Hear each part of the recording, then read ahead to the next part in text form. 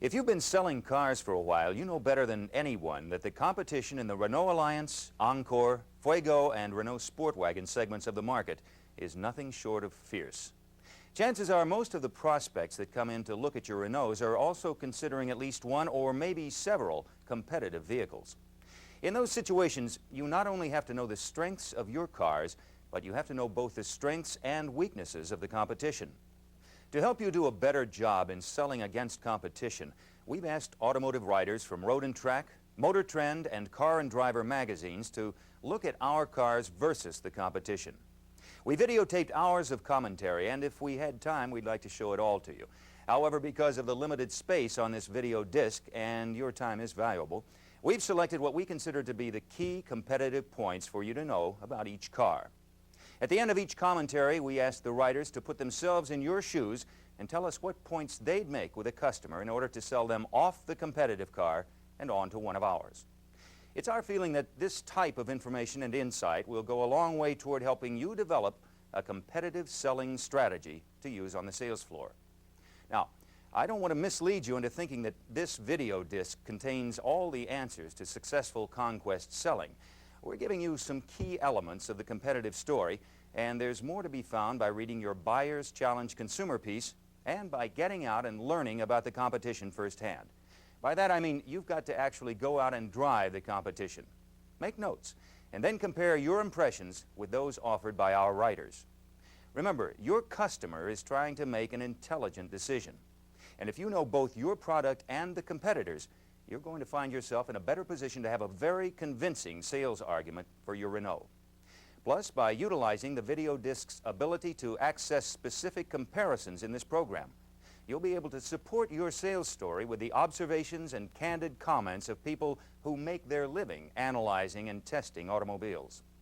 Your knowledge, the Buyer's Challenge piece, plus the use of this disc in the selling situation as a kind of third-party endorsement will make for a very strong selling combination. Okay, enough introduction. Let's get started. Very straightforward car. 1500cc transverse front-wheel drive. It's pretty much standard new front-wheel drive small car. From an appearance standpoint, I think it's best to describe it as clean but terminally boring. It's just there's not much to look at. It's a classic example of a Japanese version of the old Cutlass. It's a right down the middle of the road car, and when you look at that segment of small, reasonably priced front-wheel drive small, I guess they're really subcompacts, it's right down the middle in every case. Well, the Sentra has some advantages. The light weight of the vehicle from a handling standpoint make it feel extremely nimble.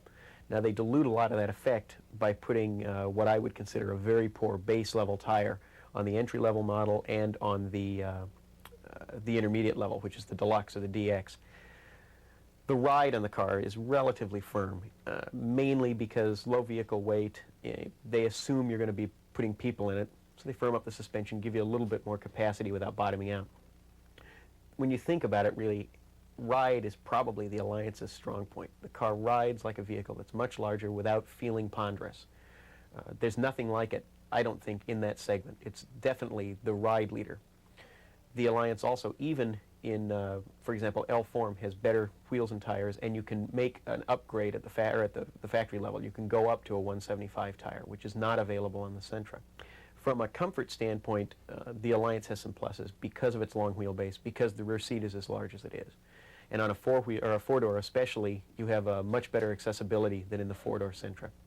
If you're talking about someone looking at a 5-speed 1.7 or a 1.5-liter gas Sentra, you're going to find the 1.7 is smoother, it's quieter, more available torque, much more pleasant to drive in spite of the extra weight of the Alliance. So it's a good combination there, I think, in that segment. With an automatic, I think there are probably 11 million places I'd rather be than in a Sentra. It's just real unpleasant, and it's a 3-speed, so it's revving kind of high.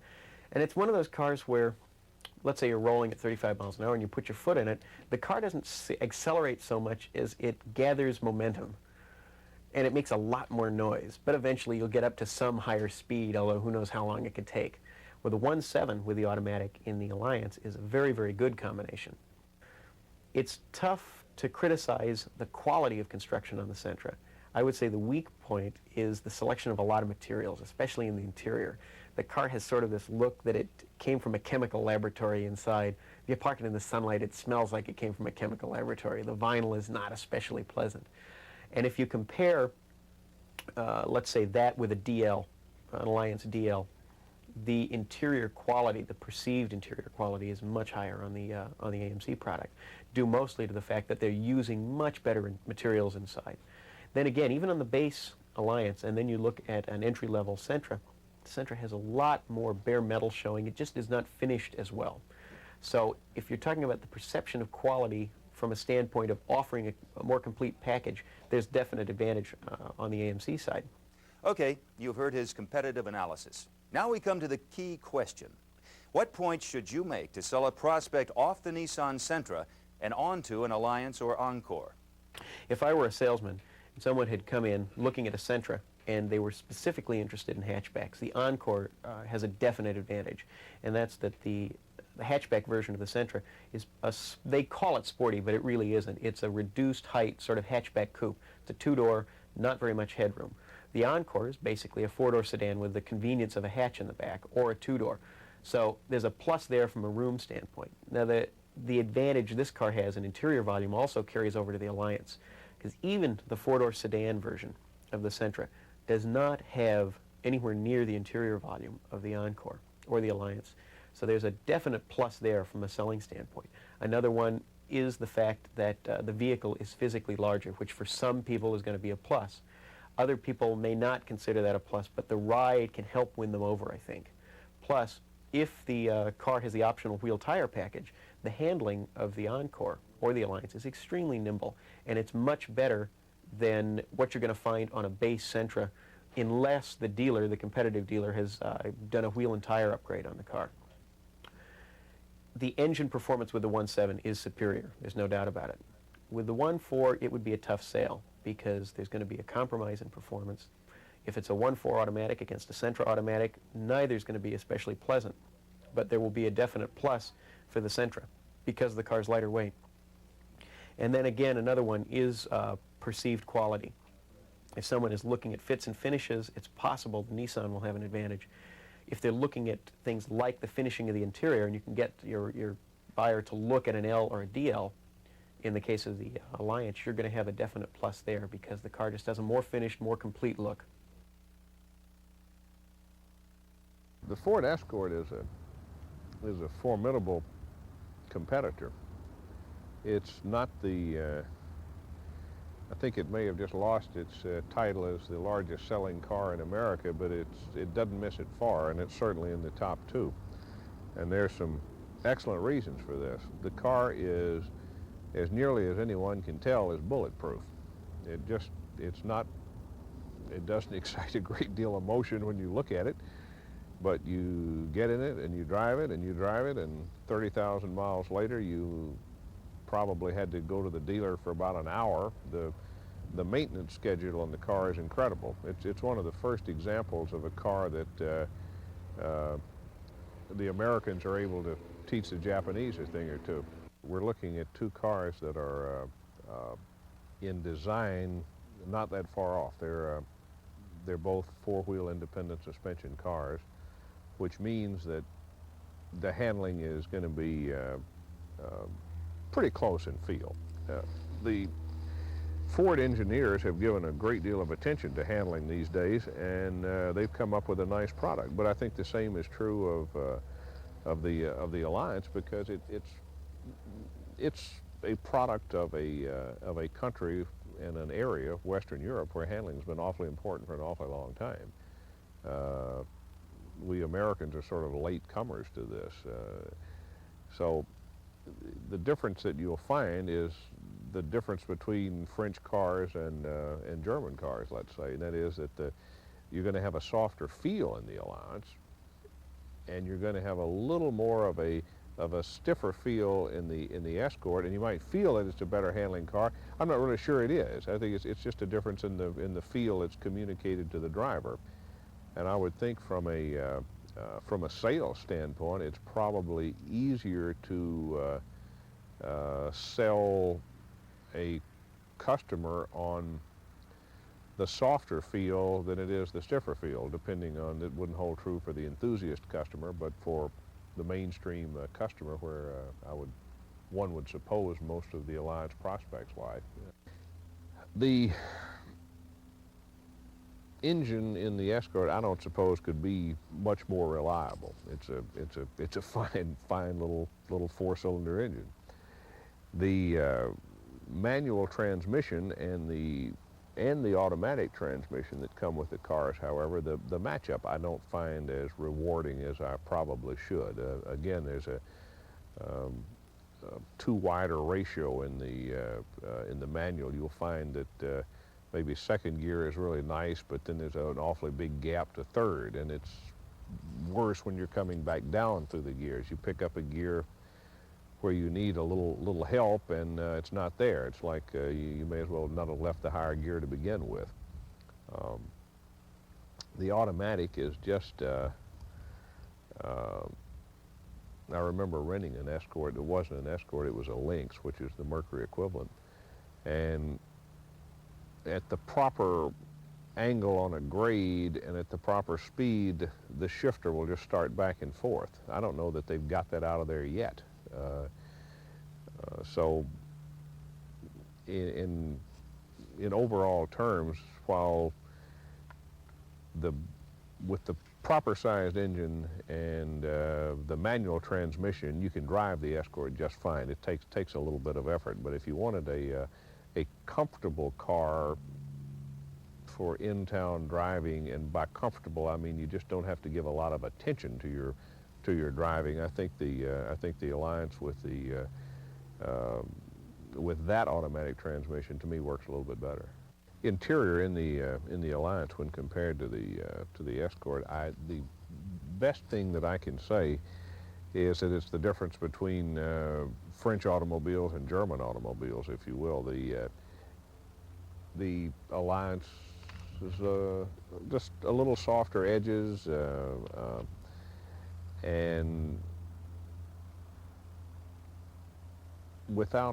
it does it without sacrificing the necessary utilitarian aspects of a proper interior, and that is instruments that you can read and controls that you can reach, and certainly the French are no stranger to ergonomics either. They're in fact, if that's a word that I guess we've all overused, but ergonomics means no more than things being where they ought to be. And I think when you sit in an Alliance, you don't find many things that are where they're supposed to be. I can't think of one offhand. We asked William to tell us what points he'd make to convince a competitive shopper to buy an Alliance or Encore over the Ford Escort. Okay, if I were a salesman at the AMC dealership and I was trying to sell someone off of an Escort and into an Alliance, I think there are two things come to mind that I would try and use. The Escort's a tough competitor, but if you take the two of them and say, here's equal engines, pushing aside the GT and versions that don't exist in the Alliance, the car is going to have a more positive drivability quotient, if I could create a complicated term. It's going to be easier to drive. You're just going to be able to go down the road at the speed you want to go easier than in the Escort. It just doesn't create any big fuss. But the strongest point I think the Alliance has is the cleanliness of the styling.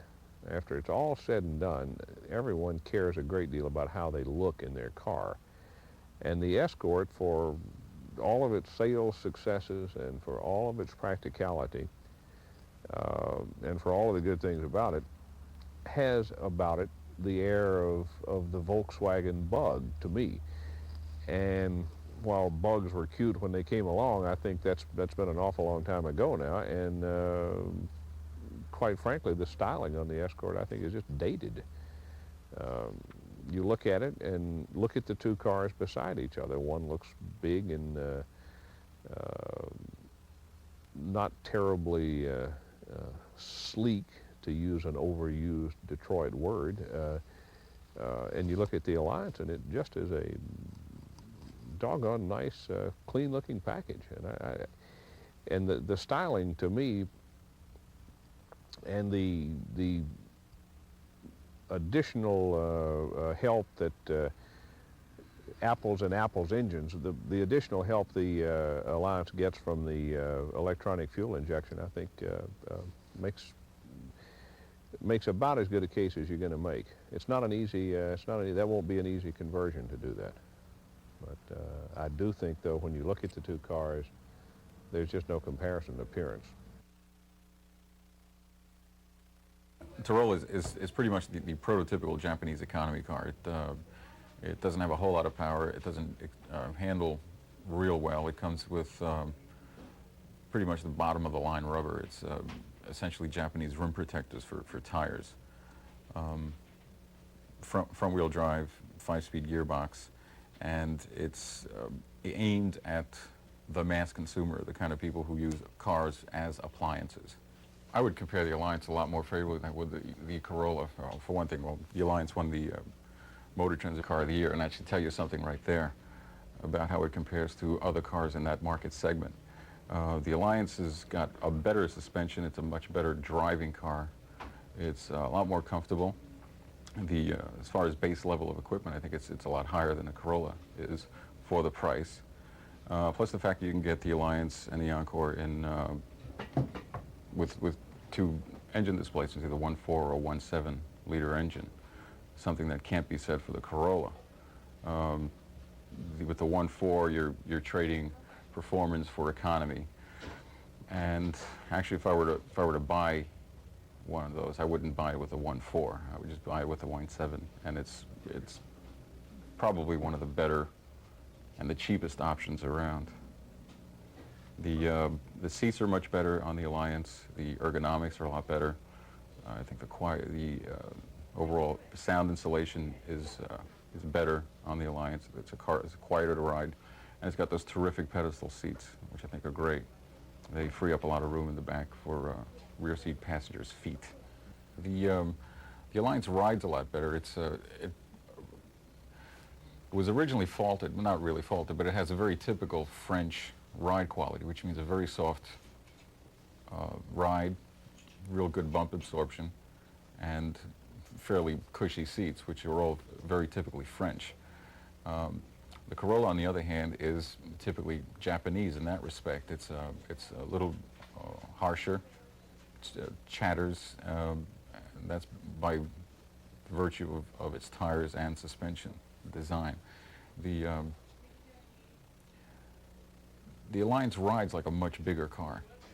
It's deceptive in that way. It's a small car, it's light, and it's nimble. They're about the same weight as the Corolla. The Alliance is about the same weight as the Corolla, yet the Corolla drives like a tin box. As far as the engines go, the Corolla does have one advantage in the engine. It has an overhead cam, whereas the Alliance still has a pushrod engine.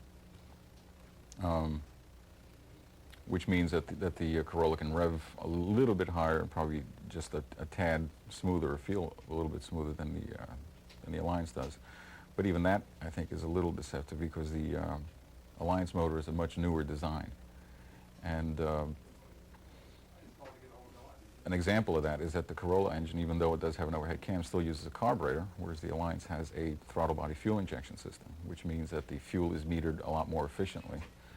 You're only using the fuel you need, makes cold starts better, hot starts, and so on. There's really no excuse these days anymore to have a carburetor on an engine. I mean, it's 10-year-old technology at this point. And of course, the throttle body fuel injection system is not as good as a full port injection system, but it's a good step in that direction. Of course, in California, the port injection is available on the Alliance. As far as response goes, I think the Alliance motor is a little bit more responsive, and I think it's got a better gearbox than the Corolla does. The Corolla's gearbox is notchy and hard to shift compared to the Alliance. One thing I noticed about the Alliance when they were first introduced is the quality of the paint was a lot better than anything we'd ever seen in an American car. and it's significant by its lack of orange peel. The same can't be said for the Corolla. I think the Japanese have made orange peel a science. They go out of their way to try and make it look that way. The Alliance interior is again typically French, which means very comfortable. The French have although the car is built in the U.S., it's a French design car, obviously. And the French have a high priority. Interior comfort is one of the higher priorities they have. And I think the seat design, for instance, is one of the best of any car in that class. There's the pedals, the seats. You can rock, adjust forward and aft, and tilt the seat back. The rest of the interior is much higher quality for a car of that class. The Japanese, the Corolla, for instance, still looks like an economy car, whereas the Alliance does not. It looks like a car that should cost at least as far as interior appointments go, and the quality of the materials, it looks like it belongs in the next class up. Okay, let's see what Tony would say if he were a salesman facing a customer who's also looking at a Corolla. Well, if I was a salesman, the thing I would stress most to a potential customer is the higher level of technology and engineering that is in the Alliance as compared to the Corolla. The Alliance is a much newer design car. It has a lot of engineering and technical features which are better than anything else on the market. For instance, the coaxial torsion bar rear suspension. It's a technological innovation. The fact that it has a port injection system as opposed to a carburetor on the Corolla. The fact that the car is faster 0 to 60 and quarter mile with the 1.7 liter engine. The fuel economy is about the same by virtue of the fact that it does have an injection system as opposed to a carburetor. Interior volume is slightly greater, and the level of standard equipment is greater in the Alliance as opposed to the Corolla. Also, overall, it's a better driving car. It's a much more comfortable car to live with in the long haul. Omni and the Horizon, I think, lend real meaning to the term basic transportation because they're pretty basic cars. I don't find them bad cars, but I don't find them good cars. They're in that gray porridge area of automobiles that are, if the grocery stores sold generic automobiles on the same aisle where they sold generic beans and generic cigarettes, the Omni and the Horizon would be in there with a plain label on them saying car, I think. In comparing the Alliance with the Omni Horizon, again, we're looking at cars that are not terribly different. They're four-wheel independent suspension. They're front-engine, front-wheel drive subcompacts. And then having said that, I think there are some very big differences. The drivability, and again, this is just the way the engine and the transmission works to produce a comfortable, responsive driving experience, I think is infinitely better on the Alliance. That's one. Two, the interiors of the cars are poles apart. The Alliance interior is properly designed ergonomically. It's a modern, up-to-date car in just about every way. The Omni Horizon, however, was, again, it was a latecomer, remember, or it's something of a holdover car. There is a situation in that car that defies belief. They got far enough to put the magic stalk on there that has all of the controls, but what they also did over on the left-hand side of the car, they went down under the dash and they put the rear. It's pretty easy.